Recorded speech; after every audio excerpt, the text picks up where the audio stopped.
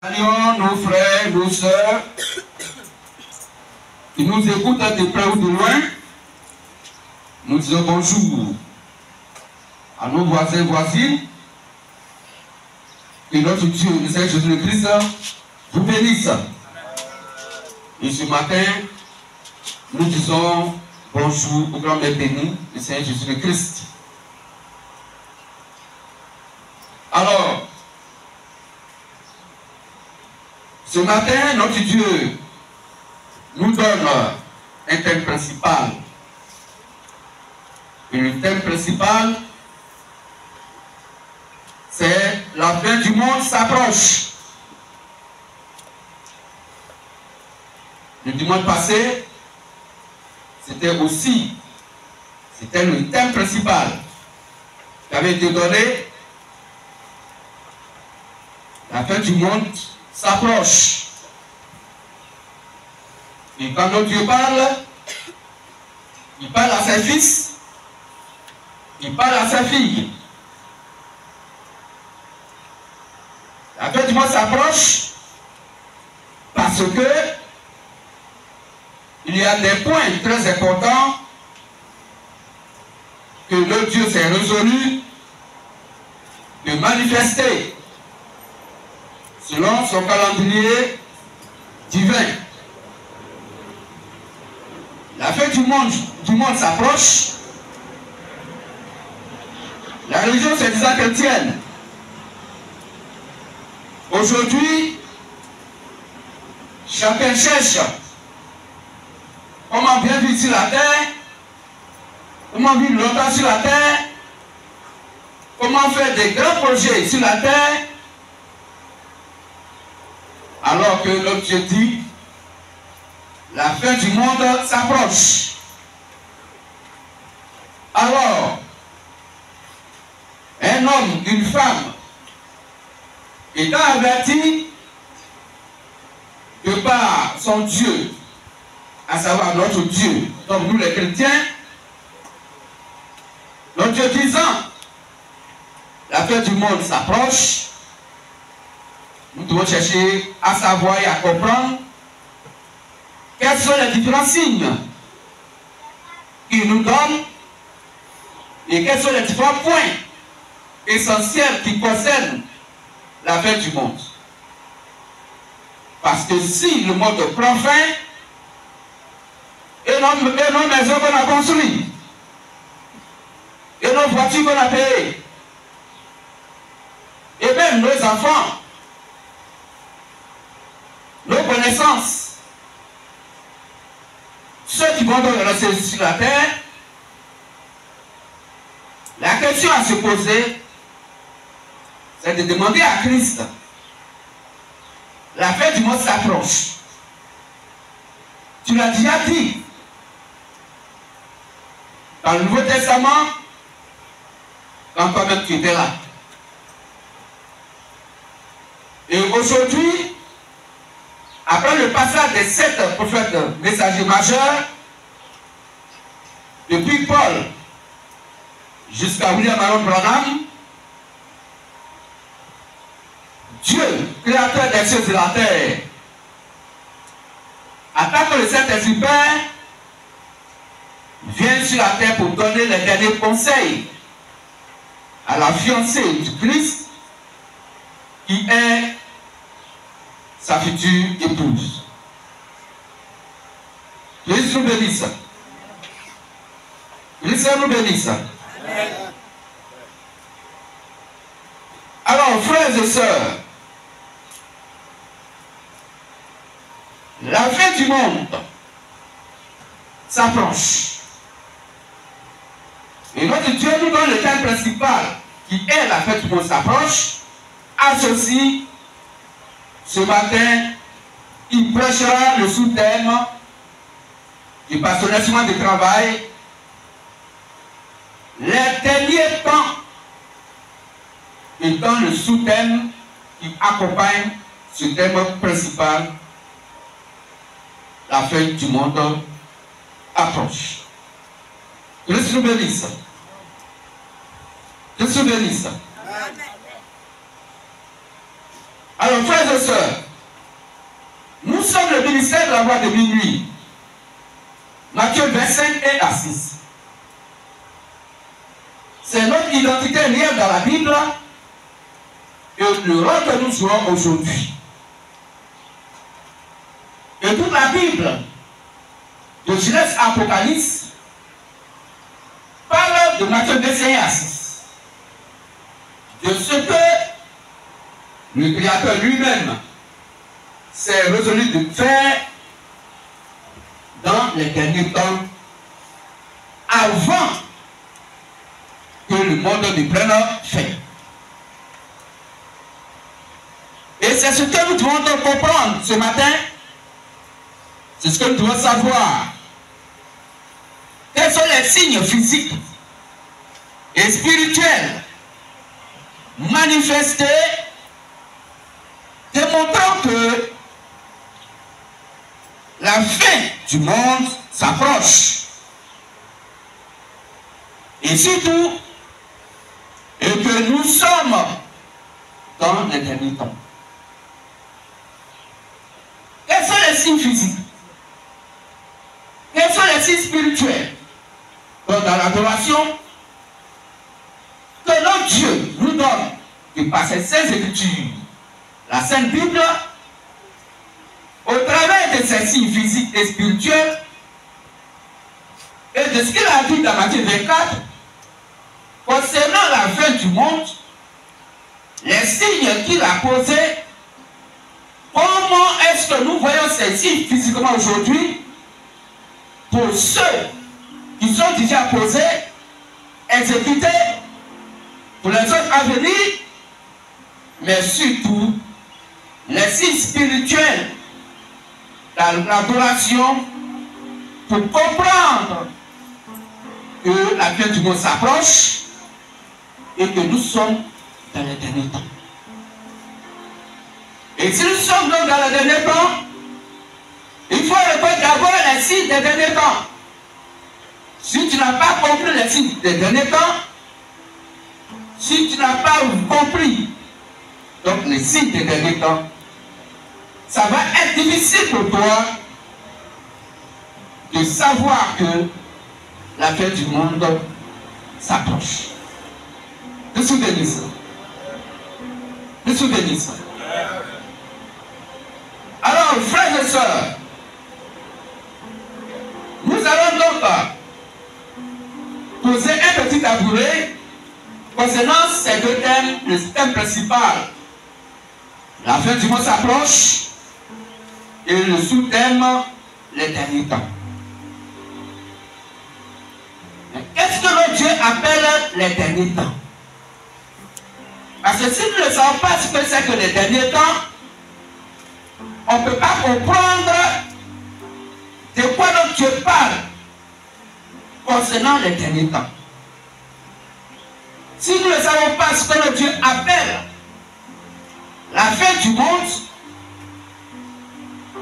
ça va être difficile pour nous de savoir que soit on est déjà dans le temps de la fin du monde, ou bien que la fin du monde est encore trop loin, ou bien que soit cela est déjà passé. Nous souvenez ça. N'oubliez pas une chose. La pensée de l'homme et celle de Dieu ne sont pas les mêmes. Quand Dieu parle, il faut le comprendre dans lui-même sa propre pensée. Tout ce que l'être humain, dans sa nature originale, l'être humain a la pensée de Satan. Selon Matthieu 16, 23. Romains 3, 4 dit, Romains 3, verset 4 dit, tout homme est menteur, mais il n'y a que Dieu seul qui dit la vérité. Frères et sœurs, c'est pourquoi, quand Dieu tient sa propre parole, pour la comprendre, il faut que ça soit expliqué par Dieu lui-même. Or, la Sainte Bible, elle en parle de Christ sous la forme d'écriture. Selon 2 Timothée 3,16. Et cette écriture-là, qui est la Sainte Bible, est inspirée uniquement de Dieu. C'est pourquoi, si nous voulons comprendre Dieu, on doit le comprendre par ce qui est écrit noir sur blanc dans la Bible. On doit le comprendre par ce qui est écrit dans les Saintes Écritures. Et non par la connaissance d'un être humain, non par les propos d'un être humain, non par un point de vue d'un être humain, non par la tradition des hommes, non par la philosophie humaine, non par la connaissance humaine, non par l'intellectualisme. Mais le Créateur des cieux et de la terre, dont le nom merveilleux est le Seigneur Jésus le Christ, et dans lui-même sa propre parole, il n'exécute que sa parole qui est la vérité selon Jean 17. Alors pour dire la vérité selon Dieu, il faut dire ce qui est écrit. Si ce n'est pas écrit, et même que ça fasse du plaisir aux êtres humains, notre Dieu considère cela comme du mensonge. Or, Jean 44 dit, Satan est menteur et le père du mensonge. Je suis béni. Alors, quels sont les signes physiques dont le grand maître de Seigneur Jésus-Christ a parlé dans la Bible qui concerne ses fils et ses filles pour savoir que nous sommes à la fin des temps. Mais demandons-lui d'abord, qu'est-ce qu'il appelle dans la fin du monde? Qu'est-ce qu'il appelle la fin des temps? C'est pourquoi j'appelle le lecteur pour prendre ces versets que nous allons lire. Prenons Matthieu 13, 36 à 42, pour que notre Dieu nous explique de par sa propre parole qu'est-ce qu'il appelle la fin du monde. Et qu'est-ce qu'il a prévu? Comment on va reconnaître la fin du monde? Et qu'on puisse savoir que voilà tous ces signes dont la Bible a parlé, effectivement, nous sommes aujourd'hui dans les derniers temps. Là-dessus. Matthieu 13, versets 36 à 42. Alors il renvoya la foule et entra dans la maison. Ses disciples s'approchèrent de lui et dirent, explique-nous la parabole de l'ivraie du champ.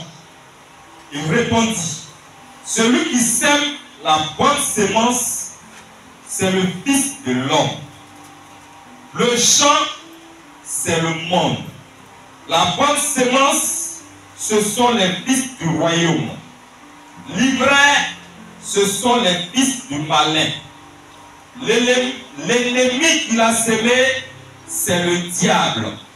La moisson, c'est la fin du monde.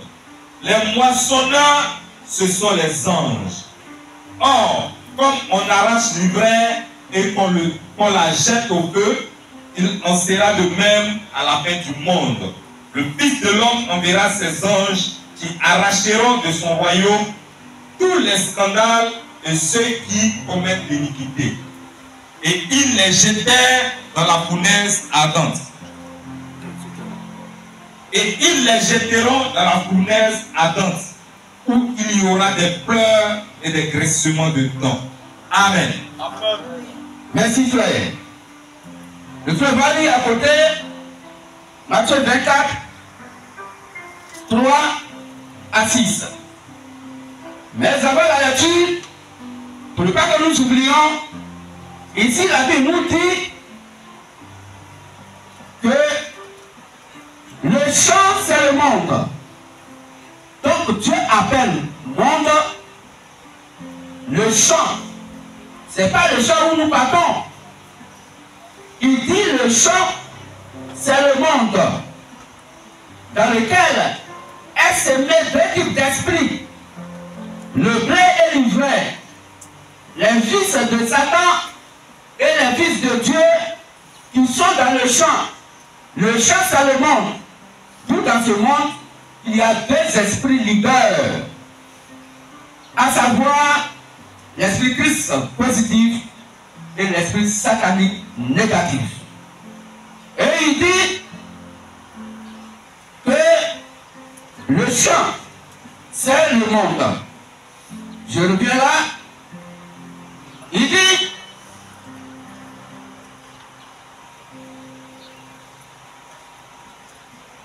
quand nous prenons ici, il dit la moisson, c'est la fin du monde. La moisson, c'est la fin du monde. Donc, la fin du monde s'approche, veut dire simplement que la moisson de Dieu s'approche. Comme un champ où l'on a planté. Donc, des plantes, et quand les plantes arrivent à maturité, quand les fruits sont mûrs, qu'elles sont faites, on moissonne. Donc Dieu, de la Sainte Bible, nous donne cette parabole pour que nous puissions comprendre que la fin du monde s'approche, pour dire la fin des temps sont déjà là. Je suis béni ça. Le frère va lire Matthieu 24, tu prends à partir du verset 3 à 6. Matthieu 24, 3 à 6. Matthieu chapitre 24, versets 3 à 6. Il s'assit sur la montagne des Oliviers et les disciples vinrent en particulier lui faire cette question. Et les disciples vinrent en particulier lui faire cette question. Dis-nous, quand cela arrivera-t-il? Et quel sera le signe de ton avènement et de la fin du monde? Jésus leur répondit. Jésus répond. Quand ils ont posé la question, dis-nous, quand cela arrivera-t-il? Et quel sera le signe de ton avènement et de la fin du monde? Donc ici, notre Dieu nous instruit par des signes. C'est ces signes-là qu'on va connaître pour comprendre que la fin du monde est proche et que nous sommes dans les derniers temps. Vas-y, frère. Jésus leur répondit. Prenez garde que personne ne vous séduise, car plusieurs viendront sous mon nom, disant, c'est moi qui suis le Christ, et ils séduiront beaucoup de gens. Vous entendrez parler de guerre et de bruit de guerre. Gardez-vous d'être troublés, car il faut que ces choses arrivent, mais ce ne sera pas encore la fin. Amen. Amen. Merci. Donc, frères et sœurs, voici, Jésus parle déjà des signes. Mais le premier signe dont il parle ici, il a dit que personne ne vous séduise. Donc, l'un des grands signes sur lesquels on va avoir l'œil aussi, c'est la séduction. Mais qui séduit? C'est Satan qui est le séducteur. Que personne ne vous séduise. Et que il va avoir des guerres, des bruits de guerre. Il va avoir des famines en différents lieux. Il va avoir des tremblements de terre en différents lieux.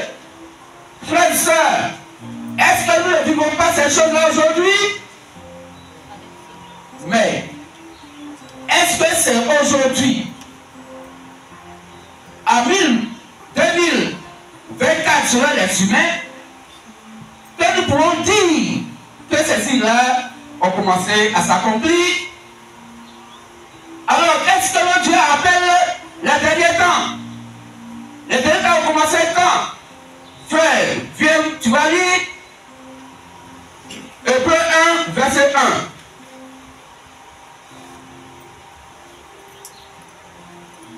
1. Hébreux 1, verset 1.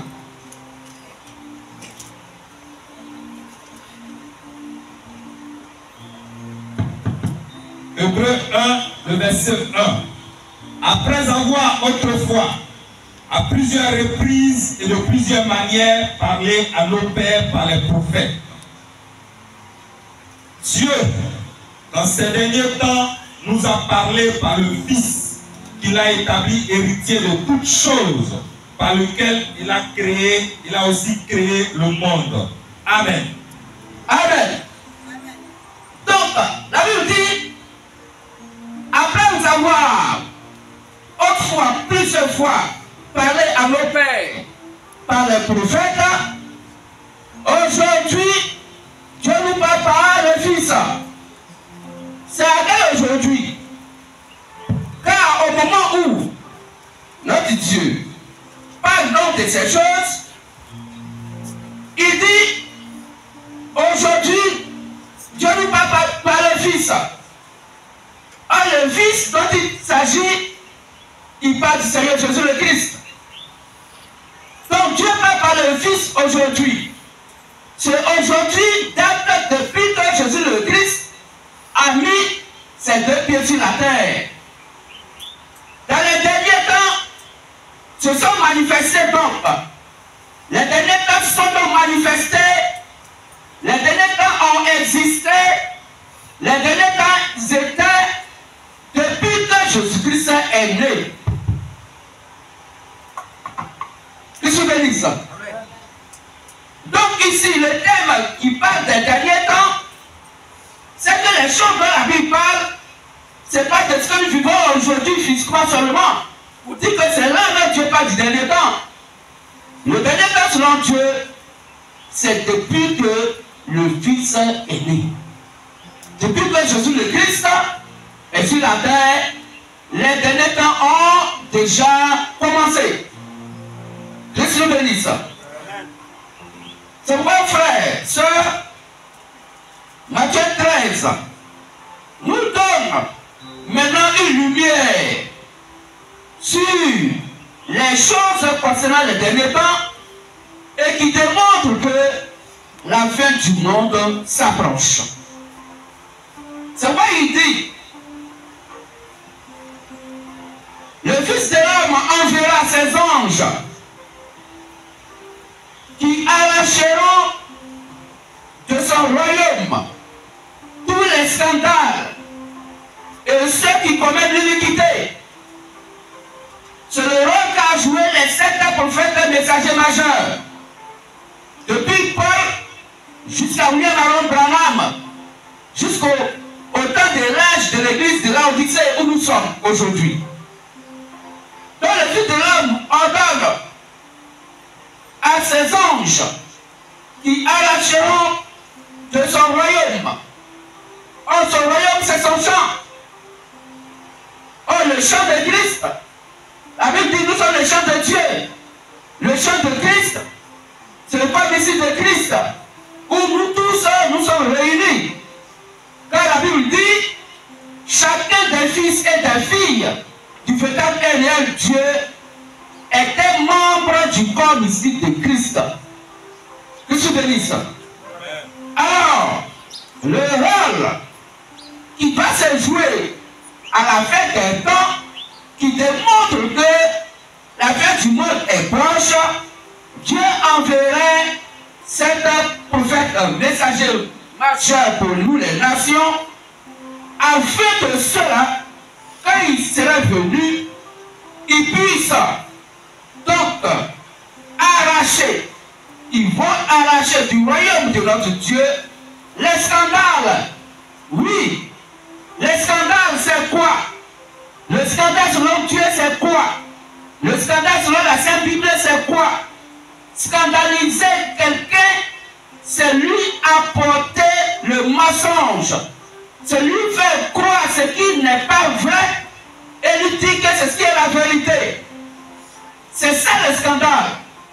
C'est pourquoi la Bible dit, quand les anges viendront, ils vont arracher de son royaume ceux qui commettent des scandales pour dire le Dieu parle des fausses doctrines, le Dieu parle donc de la fausse foi.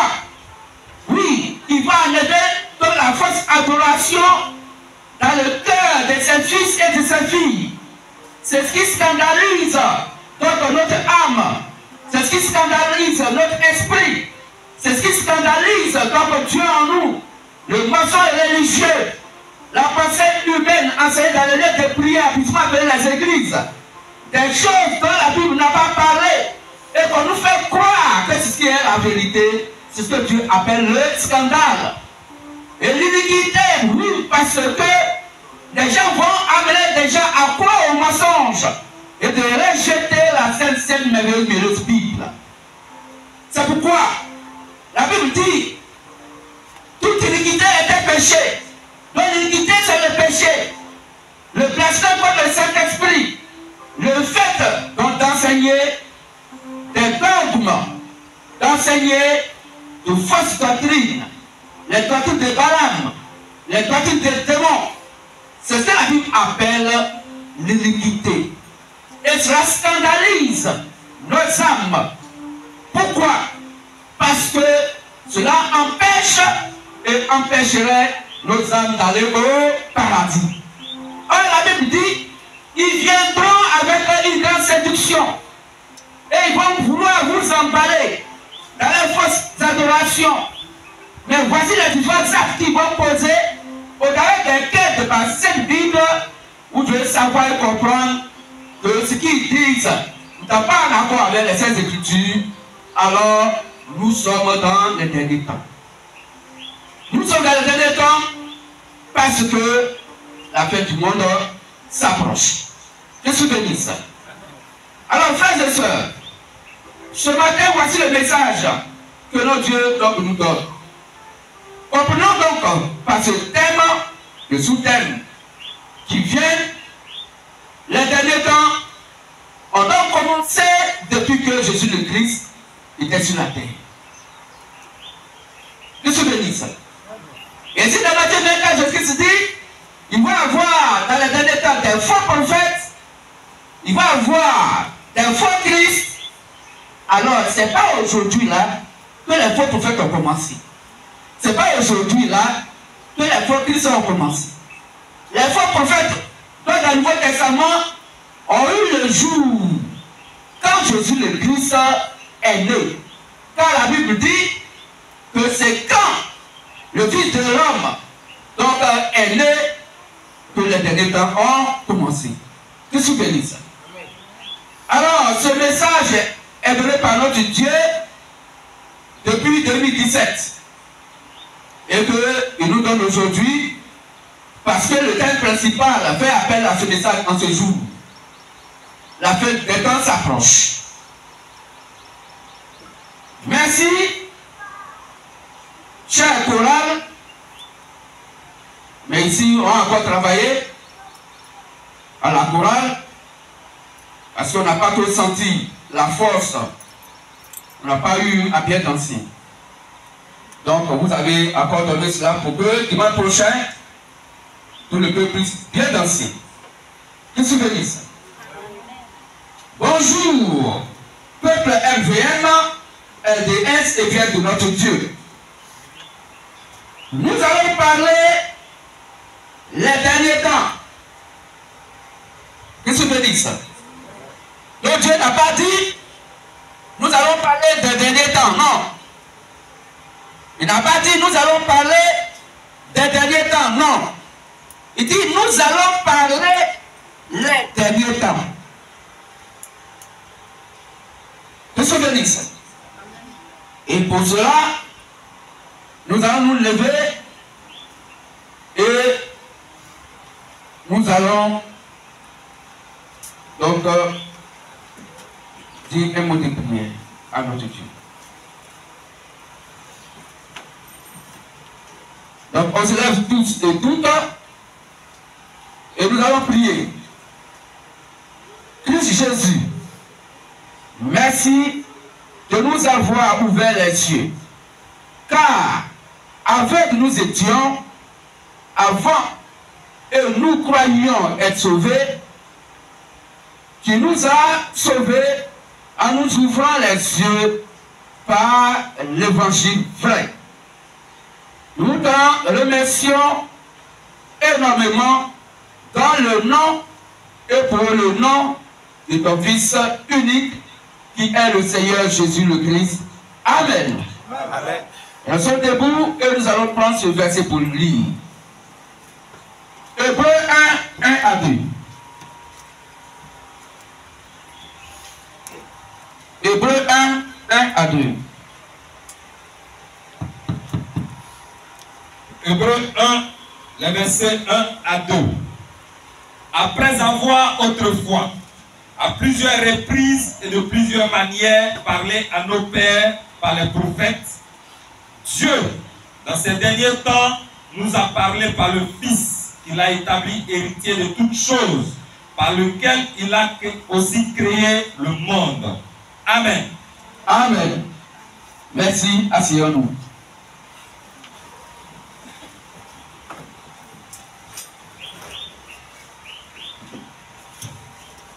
Je souviens ça. Alors, frères et sœurs, ce court message, c'est pour nous éviter le piège de Satan et de fuir les mensonges religieux. Je souviens ça. Ce message va nous aider. Ce message va nous aider à découvrir l'une des fausses doctrines enseignées par la religion soi-disant chrétienne. Notre Dieu a donné 2 jours aux nations. Et nous comprenons qu'un jour chez Dieu, ça fait 1000 ans sur la terre. Comme 1000 ans sur la terre correspond à un jour chez Dieu. Donc donnant 2 jours aux nations, alors il a donné combien d'années? 2000 ans. Dieu nous a donné 2000 ans à nous les nations. Après son départ, il est venu vers les nations, depuis Paul jusqu'à Abraham. Dieu nous a donné 2000 ans. Il nous a donné 2 jours. Car au 3e jour, notre Dieu va retourner vers Israël. Je suis béni ça. Or, aujourd'hui, nous sommes en 2024 sur les humains. Et sur notre Dieu, 2051. Or, quand nous calculons bien, si 2 jours font 2000 ans, et que nous sommes en 2051, c'est que les 2 jours sont largement passés. Nous sommes au matin donc, du 3e millénaire. Nous sommes au matin du 3e jour. Alors, nous sommes à la fin des temps pour les nations. On peut acclamer ça? Dieu a donné les nations 2 jours, donc 2000 ans. Si nous sommes à 2000 et plus, c'est que les 2 jours des nations sont passés. Qu'est-ce que je dis ça? Alors, notre Dieu a donné 2 jours aux nations pour aller vers elles et leur enlever dans la prostitution, les sanctifier et se marier avec les nations. Donc, voici le rôle que Dieu joue dans ces 2 jours qu'il a confié, qu'il a donné aux nations. Dieu s'est résolu d'aller vers les nations pour les amener à sortir des fausses doctrines enseignées, de pouvoir donc les sauver, de pouvoir donc les préparer pour l'enlèvement et surtout pour le mariage qui va se faire avec l'époux. Je suis béni ça. Alors, frères et sœurs, c'est ce que nous devons comprendre. Le Dieu nous parle donc des fausses doctrines qui sont enseignées que nous devons découvrir. Et ceux-ci sont dans les signes qui concernent le côté spirituel, donc des signes de la fin des temps et de la fin du monde qui donc s'approche. Il faut qu'on découvre ces fausses doctrines que la religion ces chrétienne enseigne. Dieu nous a donné donc 2 jours aux nations pour aller vers ces nations. C'est pour les enlever de la prostitution, la fausse adoration, pour nous sanctifier de par sa parole et que l'enlèvement puisse avoir lieu pour que le mariage puisse se faire avec Christ, les nations et Christ dans les airs. Nous savons, pourtant, un jour, sur notre Dieu fait 1000 ans, sur la terre des humains. On va lire ça, Psaume 90, verset 4, et 2 Pierre 3, verset 8. Psaume 90, verset 4, et 2 Pierre 3, verset 8. Donc un jour ce Dieu fait 1000 ans, la Dieu, si on l'a trouvé, Psaume 90, le verset 4. Car 1000 ans sont à tes yeux comme le jour d'hier, quand il n'est plus, et comme une vieille de la nuit. Amen. Amen. Donc un jour chez Dieu, c'est comme 1000 ans. Prenons aussi 2 Pierre 3, 8. 2 Pierre 3, verset 8. Mais il est une chose, bien-aimés, que vous ne devez pas ignorer. C'est que devant le Seigneur, un jour est comme 1000 ans, et 1000 ans sont comme un jour. Amen. Amen. Ainsi, lorsque notre Dieu parle donc des derniers jours, il ne parle pas à thème des jours des humains. Si un jour celui fait 1000 ans sur la terre, et 1000 ans sur terre, comme un jour chez Dieu, donc quand Dieu parle des derniers temps, il ne parle pas des derniers temps des humains dont nous parlons. Pour dire que les derniers temps, c'est ce que nous vivons maintenant là. Les derniers temps, c'est ce qui commence maintenant là. Non. Il faut demander à Christ qu'est-ce qu'il appelle les derniers temps. Et les derniers temps ont commencé depuis que le Seigneur Jésus-Christ est venu sur la terre. Christ nous bénisse. Jésus le Christ est né les derniers temps, les derniers jours. Jésus le Christ est né les derniers jours. Il est venu les derniers jours. Le jour que le corps Jésus a mis ses pieds sur la terre des humains, ce jour-là a marqué la fin des temps. Est-ce qu'on comprend mieux? On peut acclamer notre Dieu Saint Jésus le Christ. Aidez les donneurs à ne pas dormir. Acclamons le Seigneur Jésus le Christ. Voilà. Je suis béni ça. Donc, Jésus le Christ est né les derniers jours. Il est venu les derniers jours. Le jour que le corps Jésus a mis ses pieds sur la terre des humains, ce jour-là a marqué la fin des temps. Donc la fin des temps a commencé quand? Depuis que le Seigneur Jésus-Christ était déjà sur la terre. D'où, si la fin des temps marque donc la fin du monde, c'est que la fin du monde s'est approchée depuis que le Seigneur Jésus-Christ était sur la terre. Que se bénisse.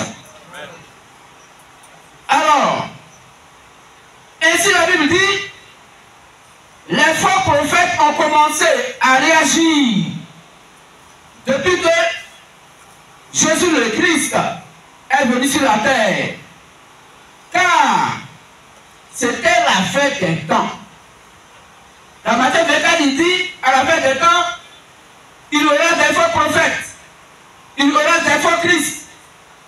Les gens pensaient que ce qu'il a de dire, c'est à notre époque aujourd'hui, il va y avoir des faux prophètes. C'est à notre époque aujourd'hui, il va y avoir des faux Christ. Non. Quand il disait cela, il confirmait par là que, au moment où il est sur la terre, là, les faux prophètes sont déjà là. Le faux Christ est déjà là. Les faux apôtres sont déjà là. Les faux hommes de Dieu sont déjà là. Tout la fin des temps est déjà là. Que se bénisse. Alors, la Bible dit donc, ainsi, les faux prophètes ont commencé à réagir depuis que le Seigneur Jésus le Christ est venu sur la terre. Car c'était la fin des temps. Et ces faux prophètes ont tout changé. Voici leur rôle. Ils ont tout changé. Ils ont changé l'adoration.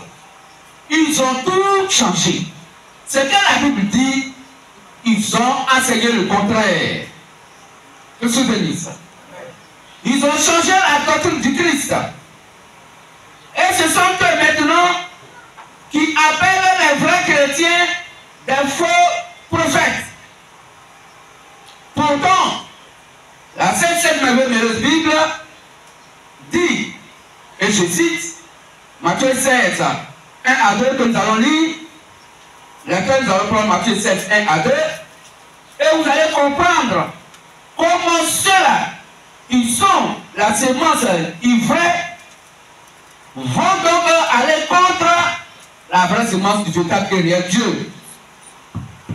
Parce que ils vont concerner les enfants de Dieu, de faux prophètes, de faux hommes de Dieu.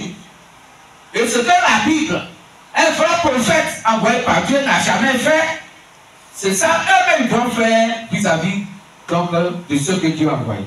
Lecture frère. Jean 16, 1 à 2. Jean 16, 1 à 2. Jean 16, 1 à 2. Jean 16, 1 à 2. Oui. Je vous ai dit ces choses afin qu'elles ne soient pas pour vous une occasion de chute. Ils vous excluront des synagogues. Ils vont vous chasser de leur synagogue, leur lieu de prière. Et même l'heure vient. L'heure vient Où quiconque fera mourir pourra rendre un culte à Dieu. L'heure vient où quiconque vous fera mourir pensera qu'il a fait de rendre un culte agréable à Dieu. Que se bénisse. Amen. Voici donc les signes et les actes qui posent. Ils vont aller contre la vérité. Quiconque détient la vérité sur la terre devient automatiquement leurs ennemis. C'est comme ça. Comme Akab voulait la vie que les pères de Nabal lui ont laissée, il voulait à tout prix prendre cette vigne. Une seule vie qui lui est restée. Akab veut cette vie. Et à cause de ça, Akab ne mange pas. Il ne boit pas. Il est triste. Et sa femme Jézabel lui dit, mais pourquoi tu es tant triste? Il dit, mais je peux payer la vie de Naboth à plus d'argent. Il dit, je ne veux pas. J'ai besoin de cette vie. Vous voyez? Eux qui ont tous ce qu'il faut, Akab, lui seul qui a sa seule vie que ses pères lui ont léguée. Akab veut acheter la vie. Naboth dit, cette vie-là, je l'ai reçue de mes pères. C'est l'héritage de mes pères. Ça ne se vend pas. Que tu bénisse. Cette vie-là, je ne peux pas la vendre. Frères et sœurs, on ne vend pas le Saint-Esprit. Le Saint-Esprit se lègue donc de père en fils. Nous l'avons reçu de notre Père parce que nous sommes nés le Saint-Esprit. On n'achète pas la parole de Dieu, non. Vous avez reçu gratuitement, donné gratuitement. Mais aujourd'hui, l'esprit Akab est dans ce monde, livré, qui achète le pouvoir de Dieu pour faire des miracles, pour faire des produits mensongers. Je suis béni ça. Frères et sœurs, quand vous voyez ces choses, c'est que la fin des temps est proche. Pourquoi? Parce que quand ils ont décidé de prendre la vie de Naboth, Akab et sa femme, Jézabel a dit à Naboth, va, habille-toi bien. Prends la nourriture, moi j'ai des forces. Parce que moi, Jézabel, je te dis, je te donnerai la vie de Naboth. Et Akab se réjouit, l'acte de sa femme. N'oubliez pas que la Bible dit, l'enfant typifie l'église. Donc sur la terre, il va avoir les dénominations religieuses. Les soi-disant chrétiens qui vont chercher à détruire le MVM. Il y a donc des Jézabel qui sont là, qui vont détruire et qui détruisent la parole de Dieu dans les lieux de prière abusement appelés les églises. C'est là qu'ils détruisent Naboth. C'est là qu'ils détruisent sa vie. C'est là qu'ils détruisent l'évangile. En prêchant faux. En prêchant contre la vérité. Les souvenirs ça. Mes frères et sœurs, quand cette affaire de la vie de Naboth est rentrée dans la tête d'Akab et de Jézabel, c'était la fin des temps de Naboth qui avait donc sonné. Pourquoi? Parce que Jézabel et son mari ont tué Naboth à cause de sa vie. Le souvenir. Et Élie le prophète vient pour rétablir tout chose de la vérité. Et dit à Naboth, et dit à Jézabel que l'acte que vous avez posé n'est pas normal. Alors, Jézabel poursuivit Élie le prophète. Et Élie le prophète fit devant une femme, Jézabel. Et il crie à Dieu, Seigneur, Seigneur, il dit il y a quoi? Il dit, ah, ils ont tué tous les prophètes. Et c'est moi seul, je suis resté.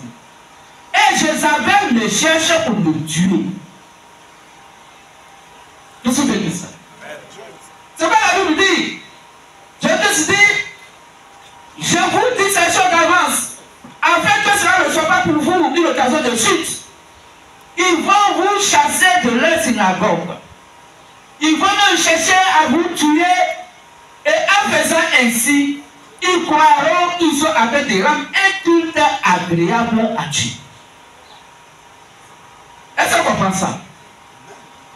C'est les signes qui déterminent l'approche de la fin du monde et qui nous amènent à comprendre que nous sommes dans les derniers temps. Les souvenirs ça. Les souvenirs ça. On peut dire fortement le peuple. Est-ce qu'on peut acclamer le Dieu de la Sainte de Jésus le Christ? Merci. Merci pour votre bonne écoute. Les souvenirs ça. Alors, frères et sœurs, la Bible nous dit aucun véritable envoyé de notre Dieu, depuis l'avènement du Seigneur Jésus le Christ, n'a jamais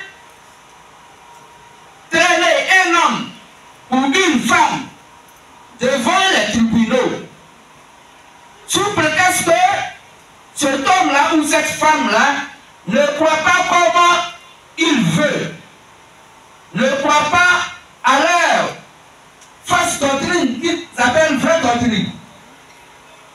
Vous vous souvenez de ça? Aucun vrai homme de Dieu, aucune vraie doctrine sur la terre ne peut poser ce date pour dire, voici un groupe de personnes, quand eux ils n'adorent pas comme nous, alors on doit les traîner devant les tribunaux, on doit les tuer, il faut que leur doctrine disparaisse sur la terre. Aucun véritable homme de Dieu, aucune véritable doctrine du véritable et réel Dieu n'a jamais fait ça et ne peut faire cela. Je suis béni ça. C'est la fin des temps que des démons attaquent toujours les véritables chrétiens. À la fin des temps, des démons vont attaquer toujours les véritables chrétiens. Pourquoi? Parce que quand le véritable chrétien va dire, mon frère, tu viens de dire tout à l'heure que tu vas baptiser un nouveau-né. Tu dis tout à l'heure que pour que quelqu'un puisse accepter Christ, il faut que la personne fasse d'abord un coup de catéchuménat.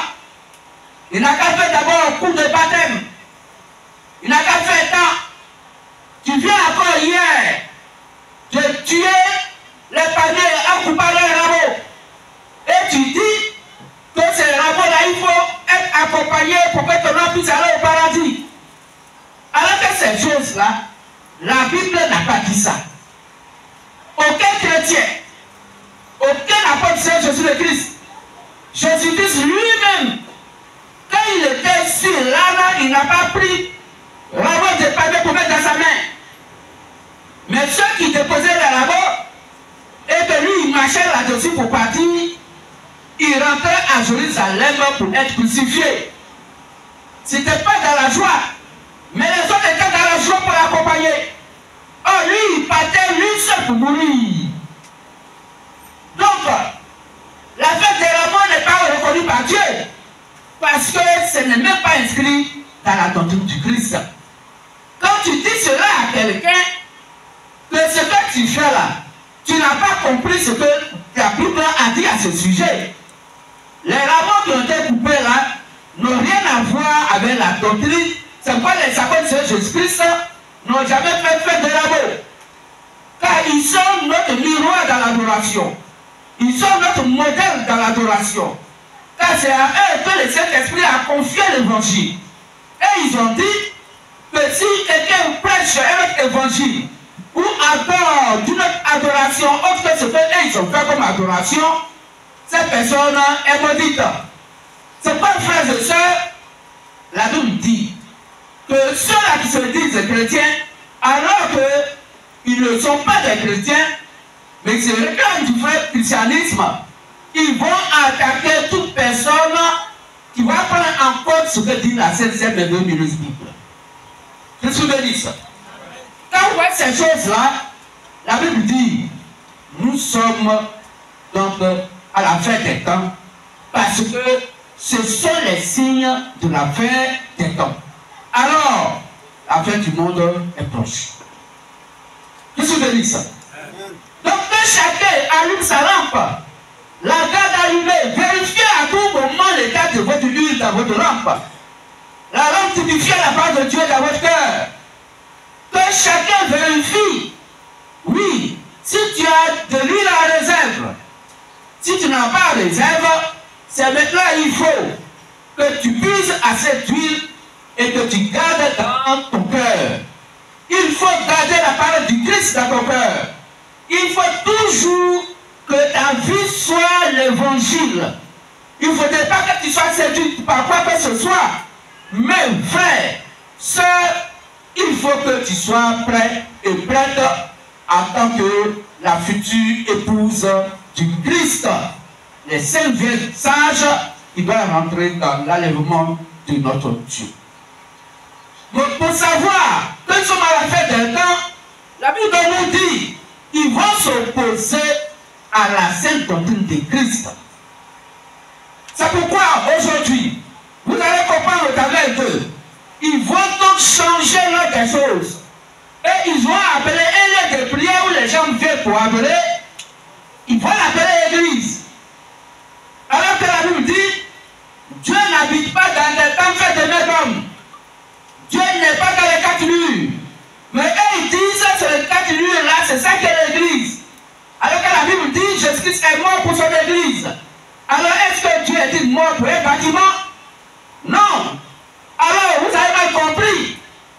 appelée Église.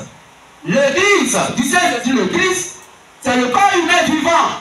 C'est l'être humain vivant qui est l'Église, c'est Jésus le Christ. Et quand on a dit que non, l'Église, ce n'est pas un bâtiment, mais c'est l'être humain en qui se trouve l'Esprit de Christ.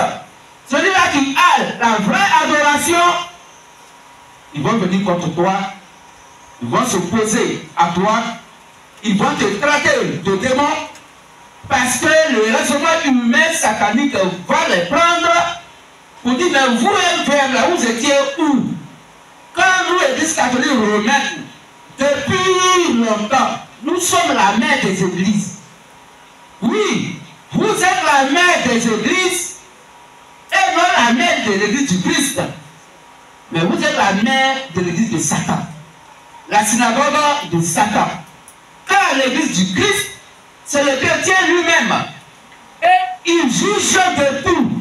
Il n'est jugé par personne, car Christ en lui juge. Et quand nous jugeons, notre jugement est vrai, parce que la Bible confirme notre jugement, le Saint-Esprit confirme notre jugement, le Père lui-même confirme notre jugement, le Fils confirme notre jugement. Pourquoi? Parce que ce que nous disons, c'est la parole du Christ, sans ajout et sans retrait. Frères et sœurs, les derniers temps ont commencé depuis que Jésus-Christ était sur la terre. Et aujourd'hui, nous sommes à la fin de la manifestation des derniers temps. Oui, ce sont les derniers fruits de la moisson des derniers temps qui aujourd'hui s'affichent pour dire que la fin du monde est proche. Que tu bénisses. Alors, la Bible nous dit, la fin des temps, c'est à cette fin des temps-là que les démons vont toujours attaquer les docteurs chrétiens.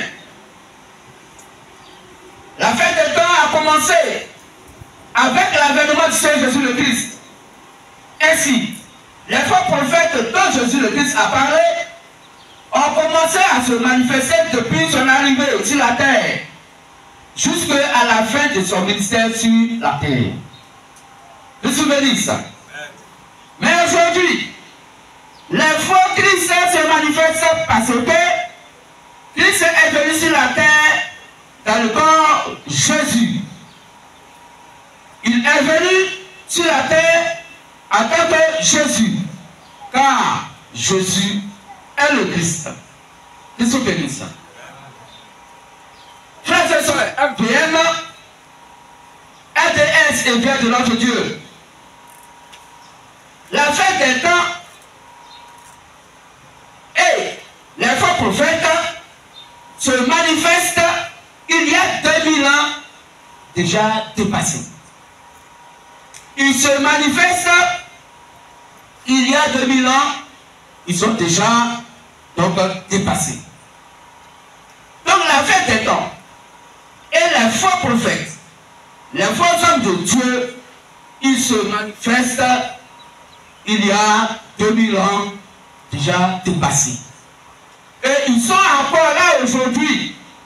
C'est pourquoi quand vous allez attendre quelqu'un dire je suis le prophète des nations, frère, soeur, c'est un menteur. Parce que à cette époque, il n'y a plus de prophète des nations. Le 7e et dernier prophète des nations, c'est William Marion Branham. Il est retourné à Christ. Et son message est resté sur la terre.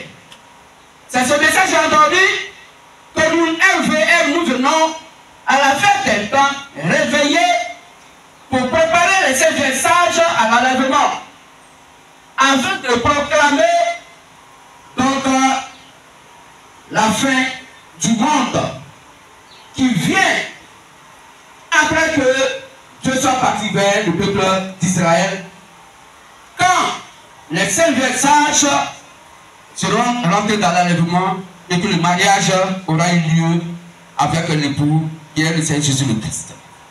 Que se bénisse. Alors, frères et sœurs, qu'est-ce que nous retenons? Nous retenons que notre Dieu pas par des signes. Celui qui a dit dans Matthieu 24, pour ce qui concerne la fin du monde et mon avènement, pour que notre Dieu puisse venir, quand il vient, il va faire quoi? La Bible dit, nous ayant accordé une année de grâce du Seigneur, il viendrait dans son jour de vengeance. Et quand il vient dans son jour de vengeance, il vient avec la Troisième Guerre mondiale. Je suis béni ça. Mais avant que Dieu ne manifeste sa colère par la Troisième Guerre mondiale sur la terre, il va d'abord enlever son épouse pour que son épouse rentre dans l'enlèvement. Et les cinq vierges folles et Israël, qui seront restés sur la terre, seront maltraités, tués par l'Église catholique romaine et ses fils et ses filles. Frères et sœurs, ces grands thèmes que Dieu donne aujourd'hui, il donne ces thèmes pour que l'épouse, la future épouse du Christ, puisse se préparer d'un moment à l'autre. Quand l'enlèvement viendra comme un voleur qui surprend quelqu'un, aucun ne connaît le jour ni l'heure, si cela le Père seul. Donc aujourd'hui sur la terre, il n'y a qu'un seul individu qui connaît le jour et l'heure de l'enlèvement. Oh frère, il faut que tu rentres dans l'enlèvement. Sœur, il faut que tu rentres dans l'enlèvement pour que ta joie soit parfaite. Pourquoi? Parce que pour ceux ou celles qui vont rester sur la terre, l'église qui va rester sur la terre, et que Dieu va donc amener dans le désert, là où il a préparé une place à l'église, le dragon va venir trouver la femme là. Le dragon va venir trouver la femme là pour pouvoir faire la guerre donc à l'église. Et encore, aller vers donc les 144 000 fils d'Israël pour leur faire la guerre. La terre sera en ébullition. Ce serait des cris de malheur. Ce serait des cris, des angoisses. Il n'y aura pas la paix. Aucun ne pourra acheter, ni vendre, ni faire quoi que ce soit s'il ne porte pas la marque de la bête. Si tu n'es pas d'accord avec la bête, si tu n'es pas d'accord avec l'adoration de l'Église catholique romaine et de ses filles, mon frère, ma soeur, tu vas souffrir sur la terre amèrement. Et Dieu va mettre dans leur cœur de poser des actes sans pitié. Sans pitié. Ton mari est là devant toi, on l'égorge. Ton enfant, on l'égorge. Ta femme qui est enceinte, la personne n'est pas encore arrivée. Devant toi, c'est là elle-même, elle va devenir chirurgien. Et ils vont faire là leur césarienne. Tout ceci, cette atrocité qui attend le monde. Frères et sœurs, préparons-nous. Que le lampe soit toujours allumée. Ne nous lassons jamais d'être en contact avec l'évangile de notre Dieu. Ne nous lassons jamais, ne nous fatiguons jamais de dire que non, ça fait longtemps. Ça fait que Dieu était là et dit, allez voir, on voit rien. Là, il dit, on devait être riche. On voit rien. C'est lui encore qui dit, on a fait phytoscience. C'est lui encore qui dit, on a fait follower. Mais on peut l'argent où? On fait quoi nous? Mais Dieu a son plan de travail. Et il sait par où il doit vous faire passer pour que vous puissiez rentrer dans vos bénédictions terrestres. Alors, par quelle force les apôtres amenaient au peuple à vendre leur champ, mais tu construis ton champ, c'est ce que tu as. Il dit, vends ton champ et avoir l'argent là. Et quand tu as envoyé l'argent là, va investir ça dans quelque chose. Et on donnait à chacun selon ses besoins. Donc il y avait quelque chose de gens qui ont ces autant des apôtres. Il y avait quelque chose de gens followers autant des apôtres. Ils avaient un mécanisme par lequel ils pouvaient fructifier de l'argent pour que le peuple puisse avoir les moyens financiers. Qu'est-ce que je veux dire ça? Si on est d'accord, on peut acclamer notre Dieu. Qu'est-ce que je veux dire ça? On peut dire fortement? Voilà. Et je voudrais que votre amen soit encore fort. On peut dire amen fortement? Merci. Il reste encore un amen. On peut dire amen fortement au peuple? Merci encore. Donc frère, c'est ça. Nous sommes à la fête des temps. La fête des temps. Nous sommes à la moisson de la fête des temps. Et à la fête des temps, l'évangile fait la séparation. L'évangile va réunir le blé à part et l'ivraie à part. L'évangile fait la séparation. L'évangile va mettre encore les vieilles sages à part et les vieilles folles à part. Quoique ces deux vieilles gens sont sauvés. Mais si, frère et soeur, tu fais partie des 5 vieilles sages, réjouis-toi. Frère, tu fais partie des 5 vieilles sages, réjouis-toi. Sois heureux. Quand tu souffres sur la terre, vois cela comme de la boue. Ça, c'est rien. Les richesses de la terre sont remplies de la rouille. Tout ce qui est sur la terre, les gens disent qu'ils sont riches, ils ont de l'argent. Pour nous, MVM, ils ont de l'argent rempli de la rouille. La richesse a pourri et est pourrie, quoi qu'ils pensent la foi. Ils n'ont rien.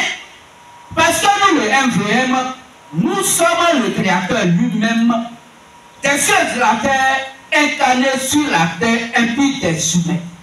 Nous marchons sur notre propre calendrier que nous sommes écrits avant la fondation du monde physique. C'est ce que nous manifestons aujourd'hui sur la terre. Pour que le monde puisse comprendre que Satan n'est que de la paille. Satan n'est que de la pacotille. Et qu'il n'y a pas de vie en lui. Nous sommes la vie. Mais la vie n'est pas l'argent. Mais l'argent accompagne la vie. Mais la vie n'est pas l'argent. À quoi ça sert d'avoir tous les biens terrestres alors que tu n'as pas la vie en toi? Qu'est-ce que je veux dire ça? Et d'abord la vie en toi, alors va venir chercher l'argent pour ton bien-être social, physique sur la terre. Cherche pour moi le règne des cieux, sa justice, et tout ce que tu voudras, tu seras donc donné par Jésus. Qu'est-ce que je veux dire ça? C'est pas frères et sœurs. La fête des temps parle donc de ces choses. Et la Bible dit, pour ce qui concerne la fête des temps, et ce qui concerne donc la fête du monde qui s'approche, les nations, l'Église des nations doit connaître le véritable évangile de par les 7 prophètes messagers majeurs. C'est ceux qui auront cru à l'évangile prêché par ces 7 prophètes messagers majeurs à chaque âge de l'Église des nations, ceux-là qui sont morts en Christ. La Bible dit, quand l'ange va sonner la trompette, après que le 7e prophète messager soit passé, tous ceux qui sont morts en Christ ressusciteront premièrement. Donc Dieu va leur donner des corps. Ils vont sortir de la terre et ils vont ressusciter. Et nous les vivants, nous MVM, Vierge Sainte de notre Dieu, ensemble avec eux, on va monter dans les airs. Et Jésus-Christ les a montré à Simon-Pierre et aux autres apôtres quand ils devaient monter dans les cieux devant eux. Et il s'est levé et il est monté. Pour leur montrer comment l'épouse va rentrer. Et ils étaient là. Et les anges donc l'assistaient. Et il dit, homme de Galilée, pourquoi restez-vous là les yeux fixés au ciel? La même manière où vous l'avez vu monter, c'est la même manière il va venir. Oui, c'est là le grand piège. Oui, de toute façon il est monté, c'est comme ça il va venir. Et quand il vient, il fait le mariage avec son épouse dans les airs et il se met donc dans son nomadland, dans son quartier général, où il va vivre avec son épouse le millénium. Et là, il sait qu'on vit le millénium de notre Dieu. Parce que là, la richesse éclatante que la main humaine n'a jamais touchée, c'est ce que l'épouse va avoir. L'eau pure, qui n'a rien à voir avec ce que les humains ont aujourd'hui. Oui, la vraie richesse que l'époux a réservée pour l'épouse. Et on sera heureux. On sera heureuse. Tout ce que dit ça. C'est pourquoi nous allons lire Apocalypse 12. Pour comprendre que la Bible dit que le diable, incarné dans une église sur la terre, va faire la guerre à la femme et au peuple d'Israël, les 144 000. Prenons Apocalypse 12, verset 17. Et le dragon fut irrité contre la femme, et il s'en alla faire la guerre au reste de sa postérité, à ceux qui gardent les commandements de Dieu. Quels sont ceux qui gardent le commandement de Dieu? On les appelle comment? Chrétiens. Oui, d'accord. Disciples. Oui, d'accord. Mais on les appelle comment? Dans l'adoration de Genèse Apocalypse, quels sont ceux qui gardent le commandement de Dieu? Continuez la lecture, ça vous aide. Et qui ont le témoignage de Jésus. Reprenez la lecture. Et le dragon fut irrité contre la femme. Le dragon fut irrité contre la femme, contre l'église du Christ. Et il s'en alla faire la guerre au reste de sa postérité. Et cette femme d'Apocalypse 12 a mis au monde le Fils unique qui va faire toutes les nations avec une verge de fer. C'est ce Fils unique-là qui est né d'Apocalypse 12 que la Bible appelle les saints vierges sages qui rentrent dans l'enlèvement. Quand ils seront rentrés dans l'enlèvement, l'église, l'autre partie de l'église va rester sur la terre. Et Dieu va donc dire à cette église de quitter ce lieu et aller dans le désert pour rejoindre une place que Dieu a préparée là-bas pour elle. Est-ce qu'on comprend mieux? Alors, le dragon fut irrité. Pourquoi? Parce que le dragon a vu que quelque chose s'est passé. L'enlèvement n'a pas eu lieu. Et il voit que vraiment, il n'a pas pu comprendre et voir comment ce phénomène s'est passé. Il fut irrité. Contre qui? Il fut irrité contre la femme. Contre la femme. Qui est quoi? Et il s'en alla faire la guerre au reste de sa postérité. Oui. À ceux qui gardent les commandements de Dieu. À ceux qui gardent les commandements de Dieu. Et qui ont le témoignage de Jésus. Voilà. Donc ce dragon, il va s'irriter contre la femme. Et il va s'en aller vers... il s'en alla faire la guerre au reste de sa postérité à ceux qui gardent les commandements de Dieu. Et qui ont le témoignage de Jésus. Est-ce qu'on comprend? Dans l'église du Seigneur, la Bible dit ici, Isaïe 54, verset 5, le Père d'Israël dit, l'Éternel Dieu est notre époux. Or, qui garde les commandements de Dieu? Qui a envoyé les commandements de Dieu? C'est Moïse. Et il a envoyé à qui? Au Père d'Israël. Donc le peuple qui garde le commandement de Dieu, c'est Israël. Et ceux qui ont le témoignage de Jésus, c'est nous les nations. Donc ceux qui vont rester sur la terre, qui ont gardé, qui ont le témoignage du Christ, qui sont témoins du Christ, qui ont le témoignage de l'évangile. Cette femme qui a mis au monde l'enfant est allée sur le trône. L'autre partie donc de la femme est allée dans le désert. Ceux-là, le dragon rouge va les rejoindre là-bas pour leur faire la guerre. C'est ceux-là la Bible appelle ceux qui ont le témoignage de Christ de l'évangile. Mais à la postérité de l'Église, à savoir Israël, les 144 000, le dragon va les trouver pour leur faire la guerre. Tout le dictateur romain va faire la guerre à Israël et aux nations qui vont rester après l'enlèvement. Est-ce qu'on comprend mieux? On peut acclamer notre Dieu. Alors, frères et sœurs, quand ces choses s'accompliront, il est évident que certaines personnes ne seront pas sur la terre. Ça, nous sommes d'accord. Quand le dictateur romain va venir dans la persécution pour tuer les saints, ceux qui ont le témoignage du Seigneur Jésus-Christ, les saints vierges folles qui sont restés sur la terre, et qui vont aller faire la guerre à Israël, vers qui Moïse et Élie seraient partis, il est évident que beaucoup d'entre nous, MVM, ne seraient pas sur la terre. Parce que le Fils a été enlevé et il est allé s'asseoir sur son trône. L'épouse du Christ est rentrée donc dans les airs et le mariage avec ce debout, le Seigneur Jésus le Christ a lieu. Que se bénisse.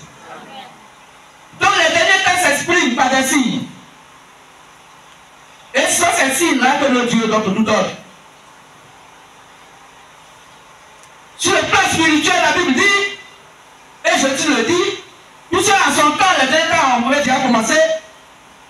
On lit ça, Luc 10. Le principe, on peut trouver Luc 10 ou bien Matthieu 11, verset.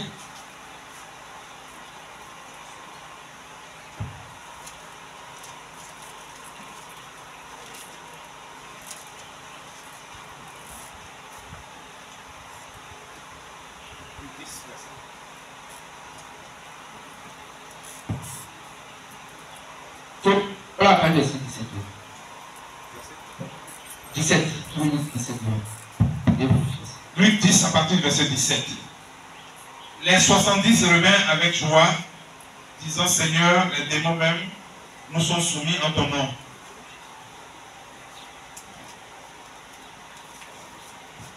Pas Matthieu 11. Matthieu 11, verset 17.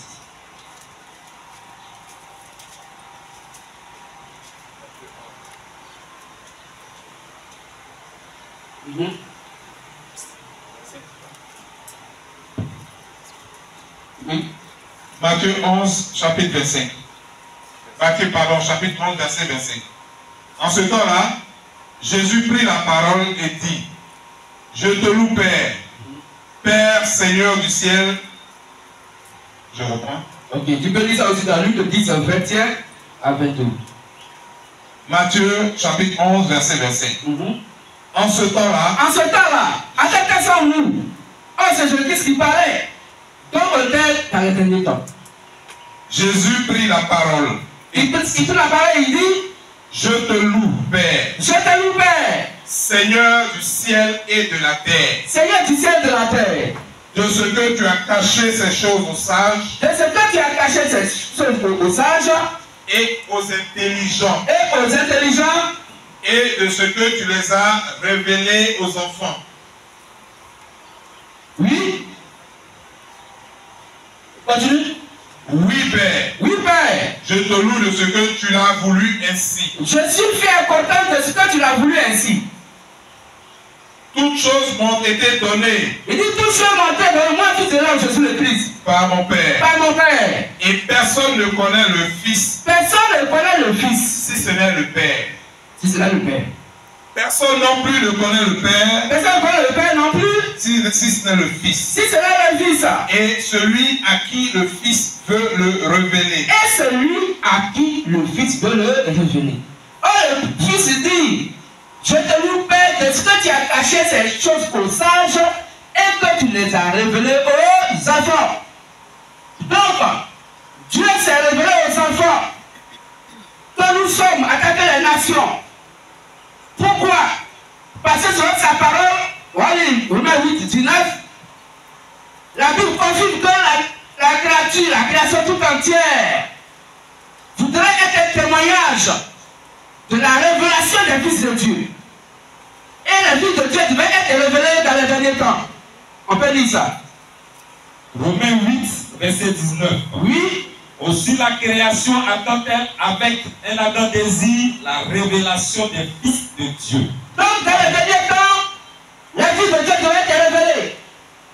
Et quand nous sommes révélés par notre Dieu, il va d'abord nous enseigner, il va nous sauver, il va nous préparer pour l'enlèvement, et après quoi il descend sur la terre pour donc faire sa tribulation, la troisième guerre mondiale.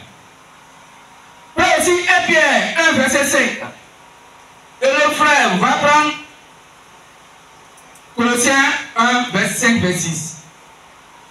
Tu prends 1 Pierre 1 4 à 5. Et va prendre Colossiens 1 verset 6. 1 Pierre 1, 4 à 5. Pour un héritage qui se peut ni corrompre. Colossiens 1, verset 6. 1 Pierre 1, 4 à 5. 4 à 5. Oui. Pour un héritage qui ne se peut ni corrompre. Non, un héritage qui ne se peut ni corrompre, ni souiller, ni flétrir comme une feuille qui meurt. Lequel vous êtes réservé dans les cieux. Voici ce que vous avez réservé dans les cieux. À vous qui, par la puissance de Dieu, êtes gardés par la foi pour le salut prêt à être révélé dans les derniers temps. Dans le salut qui va être révélé dans les derniers temps, après le passage des 7 prophètes messagers majeurs, le salut qui doit être révélé s'appelle le MVN. C'est nous, le Saint-Esprit, à cette époque, qui marquons les signes des derniers temps et qui disons aux fils et aux filles du véritable Dieu à notre époque que la fin du monde est déjà là.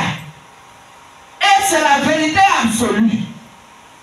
Aucune religion, c'est ça sur la terre, ne peut dire que ce que nous disons, nous à MVM, est faux.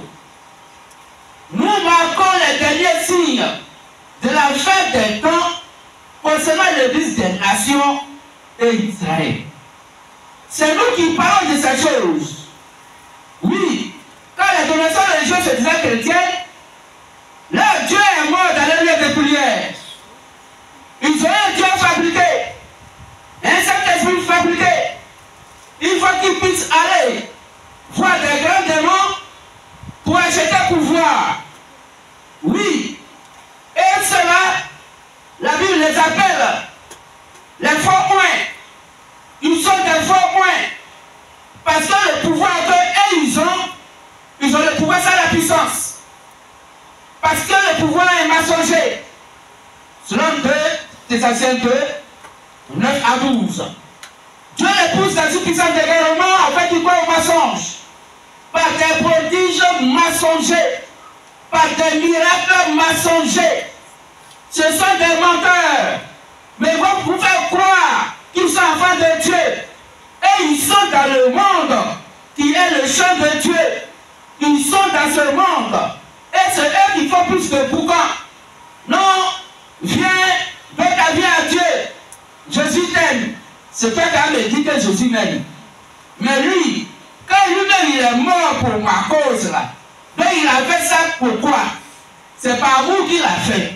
C'est parce qu'il même qu'il est mort pour moi. Mais toi tu dis, ton ami n'a qu'à donner sa vie à Jésus. Jésus se dit, celui qui donne sa vie pour ses brebis. Vous voyez comment ils ont changé les choses? Frères et sœurs, quand vous attendez ce type de langage, nous sommes à la fin des temps. La fin des temps est proche. La fin du monde est proche. Que ce que dit ça? Donc pour nous, nous avons un héritage qui ne se peut ni corrompre, ni souiller, ni flétrir, lequel vous vous est réservé dans les cieux. À vous qui, par la puissance de Dieu, vous êtes gardés par la foi pour le salut prêt à être révélé dans les derniers temps.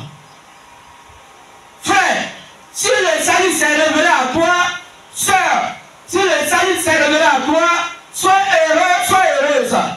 Même si tu n'as rien sur la terre, sois le plus heureux, sois donc la plus heureuse. Mais si tu n'as pas d'enfant, sois heureux, sois heureuse. Parce que là-bas, il n'y a pas papa, il n'y a pas maman, il n'y a pas enfant, il n'y a pas grand-père, il n'y a pas de temps.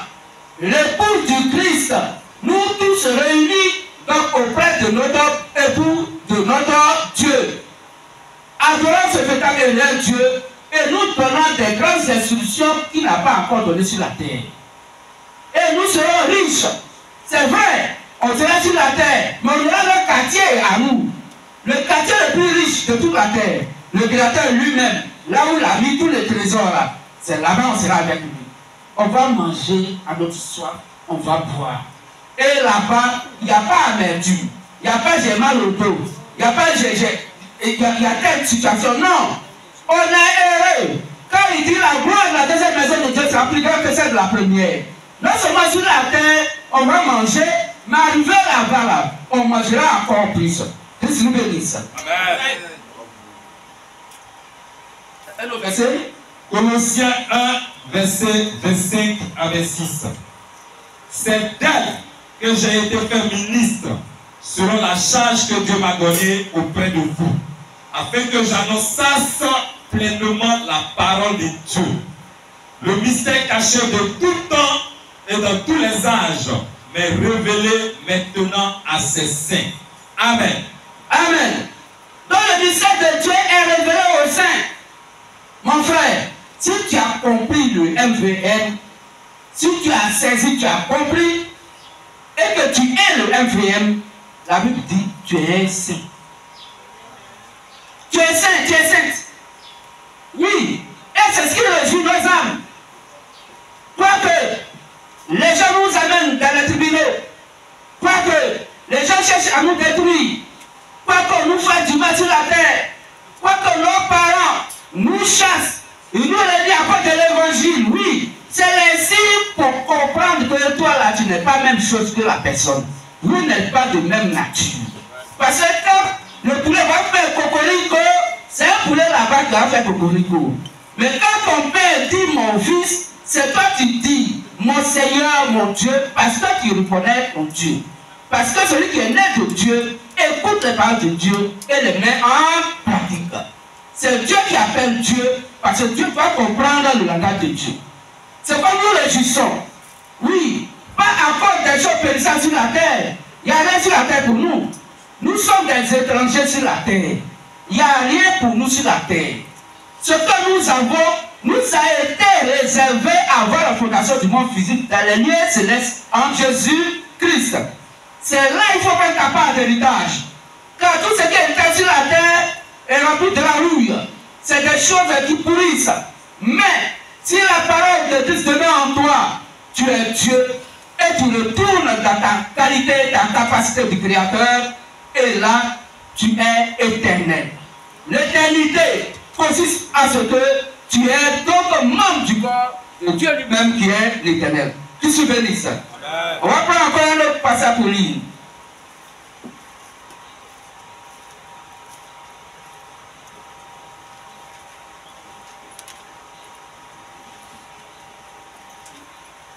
Prenons Ephésiens 3 à 6. Ephésiens 3 à 6. Il nous reste 9 minutes. Ephésiens 3, les versets 3 à 6. C'est par révélation que j'ai eu connaissance du mystère sur lequel je viens d'écrire en peu de mots.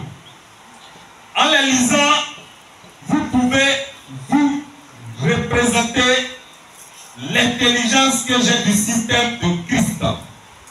Il n'a pas été manifesté au Fils des hommes dans les autres générations, comme il a été révélé maintenant par l'Esprit aux saints apôtres et prophètes de Christ.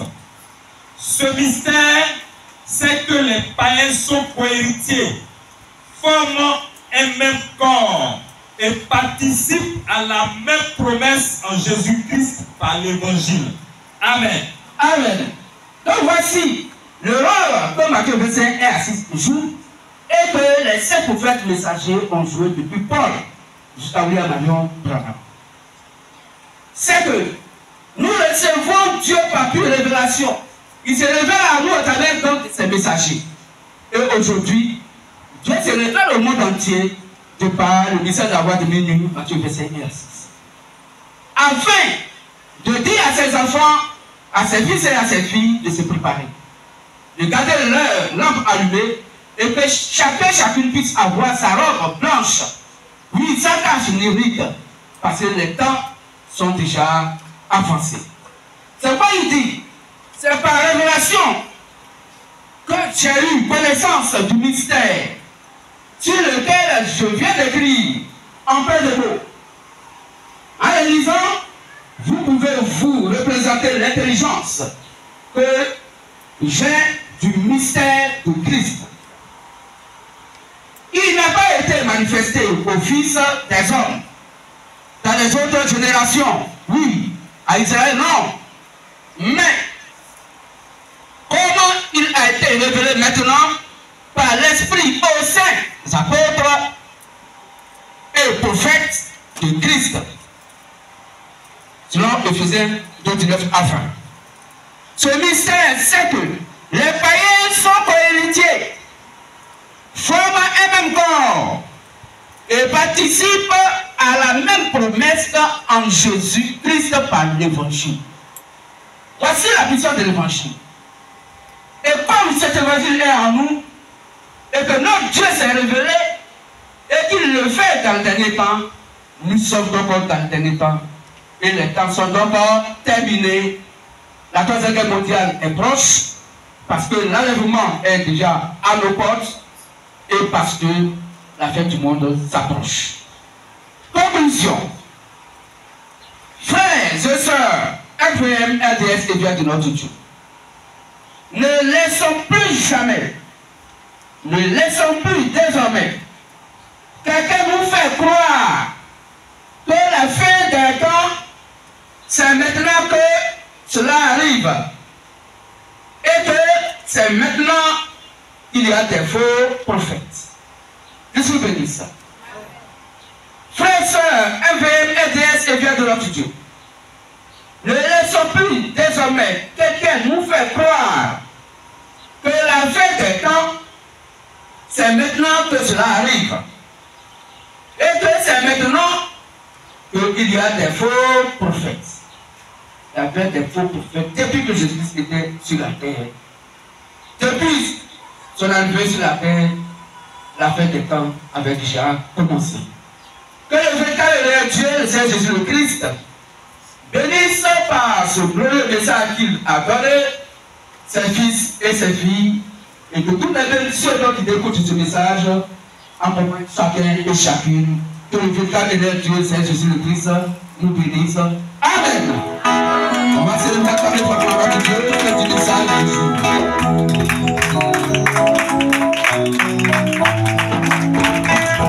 On va se remettre avec la parole de Dieu,